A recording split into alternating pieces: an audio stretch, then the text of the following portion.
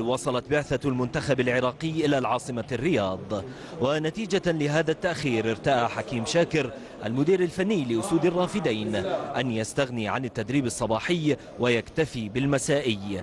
المنتخب العراقي حضر بالكامل عدا مس محمود الذي يعتبر غيابه خسارة للبطولة بأكملها.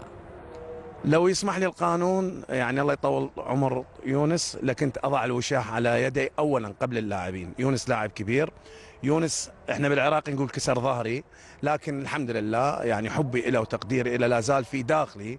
اتمنى من الله ان نقدر نتغلب على الاصابه اللي لحقت به مؤخرا، ولو هي مفاجاه كانت عمليه القرار بها، لكن اهميه يونس تكمن في وجوده في كاس العالم وكاس اسيا، لذلك اعطيته راحه اجباريه وعليه الان الذهاب الى الاخوه القطريين في الخور.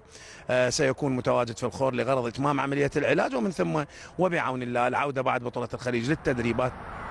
حكيم شاكر الذي أثبت في السنوات القليلة الماضية أنه الرجل المناسب في المكان المناسب وأنه الأجدر لقيادة منتخب بلاده، كان قد اشترط على الاتحاد العراقي لكرة القدم أن يجدد عقده لمدة 3 سنوات قادمة قبل انطلاق البطولة الخليجية.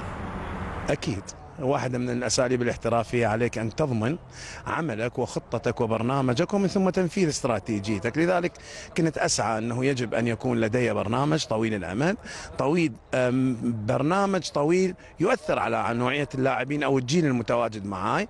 لدي أهداف عدة، لدي أغراض عدة، أريد أن أصل لكل ما أريد مع هذا الجيل، لذلك وضعت شروط ووضعت بنود العقد. تم الاتفاق والحمد لله بين الطرفين، والآن أنا مدرب للمنتخب العام 18. اتصور عام 18 سيشهد نقله نوعيه في كره القدم العراقيه، الا وهي يجب ان نصل الى كاس العالم. استعدادا للقاء الكويت المرتقب الافتتاحي بالنسبة للمنتخب العراقي في هذه البطولة، بدأت النقاط توضع على الحروف من أجل بداية مميزة الهدف منها حصد النقاط الثلاث.